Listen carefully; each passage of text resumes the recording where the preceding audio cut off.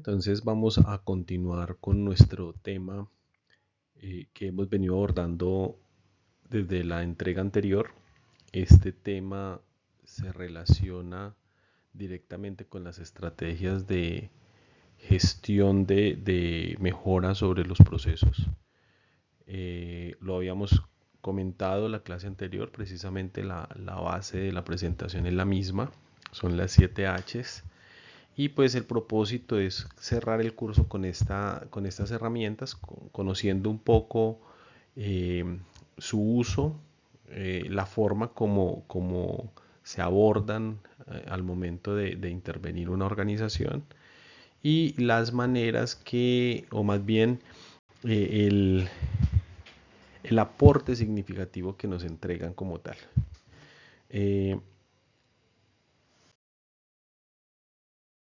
Es claro que no son las únicas herramientas que existen, lo habíamos conversado o comentado en la entrega anterior. Sin embargo, son un buen punto de partida para poder intervenir inicialmente un proceso. Hablábamos del diagrama de flujo, la hoja de verificación, el diagrama de Pareto y el diagrama causa-efecto. Y habíamos dejado para esta entrega algunas herramientas más de corte cuantitativo que dependen mucho más de la concepción estadística para su explicación, porque recordemos que el diagrama de Pareto podría interpretarse como una herramienta cuantitativa. Sin embargo, el ejercicio estadístico es muy básico para su construcción. Sin embargo, las otras tres herramientas, histograma, análisis de correlación y cartas de control, requieren de un poco más de detalle en términos de la explicación que se va a dar y de qué manera se van a abordar. Bien, entonces sin más preámbulos vamos a dar inicio. Entonces continuamos con el histograma como una de las herramientas que nosotros veremos o pues entenderemos un poco en términos de lo que queremos realizar con ellas.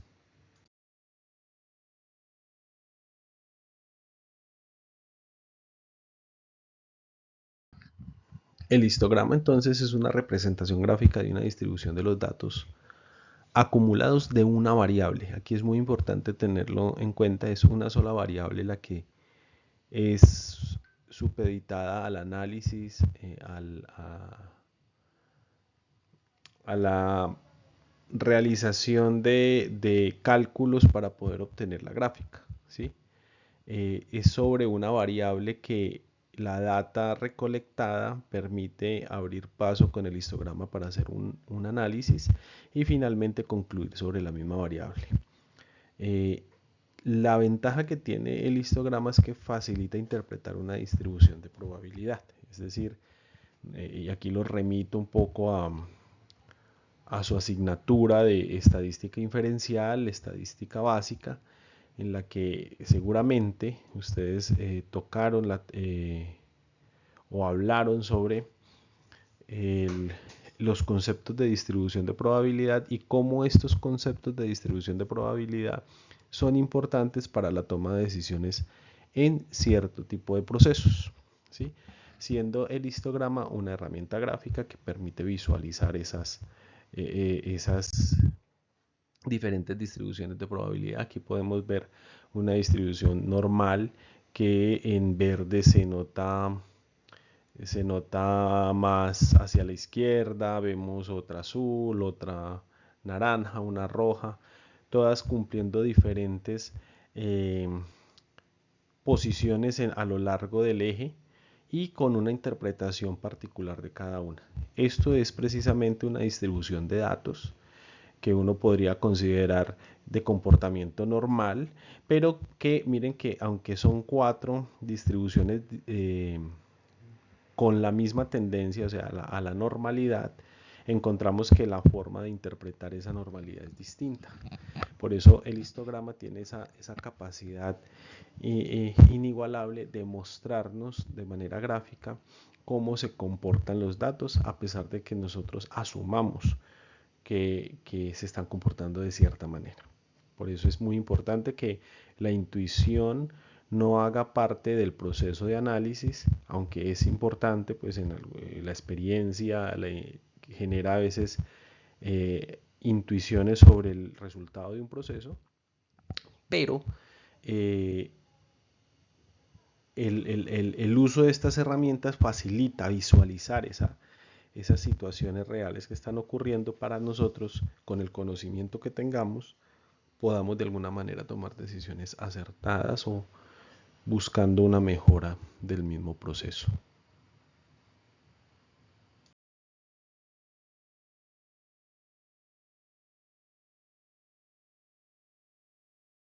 Muy bien, ahora entonces vemos el análisis de correlación. Eh, el análisis de correlación también es una representación gráfica, de una distribución de los datos acumulados de una variable versus otra variable a lo largo del tiempo. ¿Sí? Eh, esta palabra acumulados podría ser discutible porque la propiedad que tiene el diagrama de dispersión que se genera a partir del análisis de correlación, eh, podría decir que es un dato puntual que ocurre en cierto momento del tiempo y está muy acertada esa explicación. Pero digamos que es el origen del dato el que nos indica si es generado en un instante de tiempo o acumulado como tal. En todo caso, es muy importante y a diferencia del histograma que analiza una sola variable, tenemos en el análisis de correlación un diagrama de dispersión que nos permite a nosotros cruzar dos variables. Generalmente, esas variables son cantidad de elementos, ¿cierto?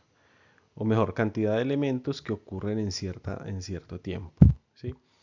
Es una construcción semántica, pero que es muy importante tenerla clara porque la forma de interpretar un histograma y el diagrama de dispersión a partir del, del análisis de correlación, pues cambian profundamente en la manera como se interpreta.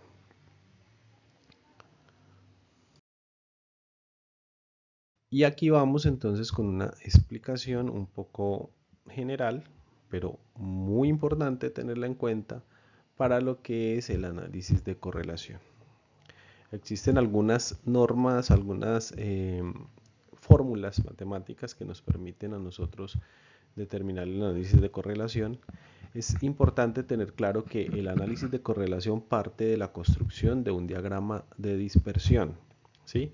Recuerden que el diagrama de dispersión es el contraste entre una variable X con una variable Y y su comportamiento en el tiempo. ¿Sí? Lo veíamos en el significado anterior. Pero, ¿qué es lo importante en el análisis de correlación? Pues definir el índice de correlación. ¿Sí? El índice de correlación nos dice qué tan relacionada está una variable con la otra. Ahora bien, vemos aquí en la imagen varias formas de la figura y nos vamos a centrar un poco. Lo primero es que notamos que en estos números o estos valores que están acá, el mayor valor es 1 y el menor valor es -1. Primer análisis importante para que siempre lo tengan en cuenta. El índice de correlación se mueve entre los valores de -1 y 1.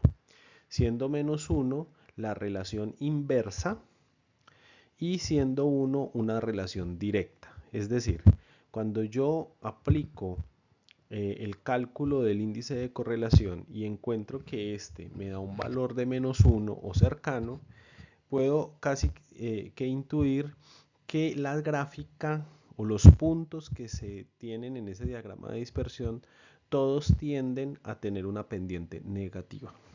Y aquí pues vemos el ejemplo. Estos son dispersiones o análisis de correlación que dan -1 son pendientes negativas, ¿sí? Y cuando ese índice da 1, pues son pendientes positivas. En ese rango de datos pues pueden ocurrir estas situaciones. Fíjense que aquí tenemos, pues son valores aproximados frente a la correspondencia gráfica, pero digamos que nos sirven de guía orientadora para poder nosotros sacar unas conclusiones de un conjunto de datos que se lleva a un análisis de correlación.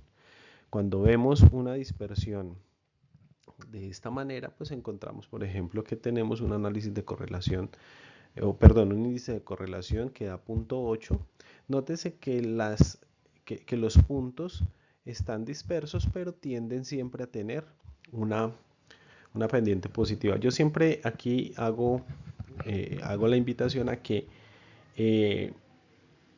en una nube de puntos que se tiene en un análisis o en un diagrama de dispersión, tracen una línea recta hacia donde va la mayor cantidad de puntos, ¿sí? Hacia donde apuntan. Y esa línea recta me dice cuál es la pendiente. Y esa pendiente pues se contrasta con el índice de correlación y podemos determinar de qué manera está comportándose los datos. Fíjense que en la medida en que se va acercando a cero, va siendo menos posible encontrar esa línea recta que tienda hacia alguna parte. Es más, un índice de correlación de cero indica que entre las dos variables no hay correlación. Es decir, no hay una causa, una de las variables no causa el efecto sobre la otra, ¿sí? Entonces es importante tenerlo en cuenta. Fíjense que esto es en una nube de puntos desde el punto de vista de la línea recta, en la medida en que yo puedo tener correlaciones directas, fíjense, correlaciones directas, ¿sí? Todo esto va a valer 1. Fíjense que es la dispersión de los puntos la que me juega a favor de tener un índice de correlación con un valor más cercano a 1 o más cercano a -1. Entre más concentrados estén los puntos, pues el índice de correlación va a estar más cercano a alguno de esos dos valores extremos dependiendo hacia dónde apunta la nube de puntos. Aquí hay una nube de puntos más dispersa, aquí hay una nube de puntos más concentrada. Estos son índices de correlación iguales a 1. Cuando tenemos una línea recta, fíjense que no podemos determinar si es directamente proporcional, como ocurre aquí, o inversamente proporcional, como ocurre acá. No podemos hacer esa determinación, por ende, aunque estén muy concentrados los puntos, encontramos que el índice de correlación es 0. Y aquí también vemos unas particularidades. Todas estas formas no me permiten determinar si hay una relación directa o inversamente proporcional entre los puntos y las dos variables. En ese caso, pues el índice de correlación siempre va a ser 0. Cuando hablo de directo, o sea, índices de correlaciones iguales a 1, pues estoy diciendo que la variable X explica la variable Y en gran proporción o en gran medida. Es decir, cada efecto que tenga, cada valor que tenga la variable X me va a generar un efecto en la variable Y de forma positiva, ¿sí? Por ejemplo, entre más como, más crece el peso corporal que tengo. Entonces, eso es una relación directa. Entre más, si lo llevamos, entre más cantidad de comida ingiera en un día, voy a encontrar que mi peso va a ser mayor en el transcurrir de los días. Esa es una relación directa, ¿sí? Una relación inversa puede ser, por ejemplo, las horas del día después del mediodía y el nivel de luminosidad del día. Entonces, por ejemplo, parémonos a las 4 de la tarde. El nivel de luminosidad de las 4 de la tarde es un valor, a las 5 es otro valor, pero nosotros podemos intuir que es mucho menor que el de las 4 de la tarde, que a las 6 de la tarde el nivel de luminosidad es menor, que a las 7 de la noche pues ya es mucho menor, ¿cierto? Entonces fíjense que hay una relación inversa, porque en la medida en que va creciendo o va pasando el tiempo, el efecto de luminosidad va siendo más pequeño, ¿sí? Si llegamos a tener una unidad que mida esa luminosidad, generalmente es una unidad que se llama lumen.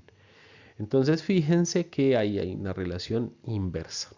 Si nosotros nos vamos aquí al centro, podemos notar que se explica muy bien lo de la ingesta de la comida con el peso a partir de estas correlaciones. ¿Sí?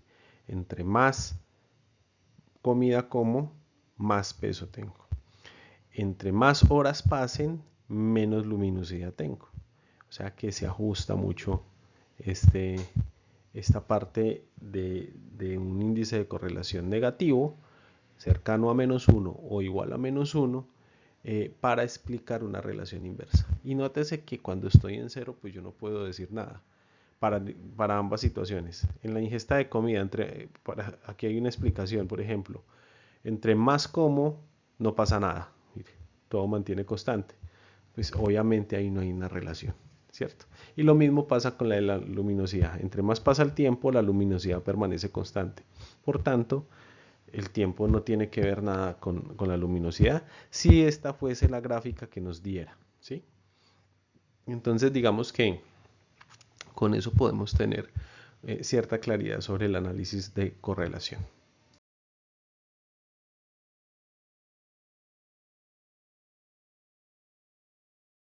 Por último, entonces vamos a ver las cartas de control. Las cartas de control son un diagrama de dispersión que permite verificar el comportamiento de una variable en el tiempo. Aquí sí realmente la variable está relacionada con el tiempo. Decíamos en el análisis de correlación que ese gráfico de dispersión relacionaba dos variables. Casi siempre es el tiempo, pero da la libertad para que se relacionen dos variables. Y fíjense que en el ejemplo que utilicé, yo utilizaba la ingesta de comida como variable X y el peso como variable Y. ¿Sí? Es decir, que no necesariamente tiene que ser el tiempo el que va en la variable X. En este caso, en las cartas de control, indirectamente el eje X sí está relacionado con el tiempo. Porque si bien yo puedo decir número de corridas, por ejemplo, en una producción, ese número de corridas va surgiendo en el tiempo y en orden, ¿sí? Una corrida 1 es primero que una corrida 2 y esta a su vez es primero que una corrida 3 y así sucesivamente. Las cartas de control son una de las herramientas más importantes que tiene un ejercicio de producción o de análisis de alguna variable para poder determinar cómo se está comportando. Entonces, es interesante que la conozcamos. Vamos a ver un ejercicio de ella en una próxima entrega y cómo podemos construirla para que pues tengamos como esa visual y podamos tener esa claridad. En el enlace que les entrego van a encontrar una explicación un poco detallada a partir de un ejemplo de cómo se hace uso de las cartas de control. Quise traerlo pues para compartirlo desde una universidad en Centroamérica y lo encontré con una cierta claridad que nos puede aportar mucho para entender este concepto de cartas de control. Entonces, para cerrar el tema de cartas de control, pues hay dos tipos de cartas de control. Están las cartas de control por variables, la carta de control por atributos. Todo depende pues del tipo de variable. Generalmente las cartas de control por variable siempre se asocian a una variable física derivada directamente de una medición con un instrumento de medición. ¿Sí? Entonces, pues pueden existir cartas de control sobre diámetros, sobre pesos, sobre presiones. Alguna vez vi sobre material particulado en el agua, en fin. Son cartas que basan su funcionamiento en variables físicas y que son derivadas de una medición. Son datos cuantitativos y por ende tienen un componente muy amplio de uso de estrategias o mejor, de variables estadísticas conocidas por nosotros. Antagónicamente están las cartas por atributos que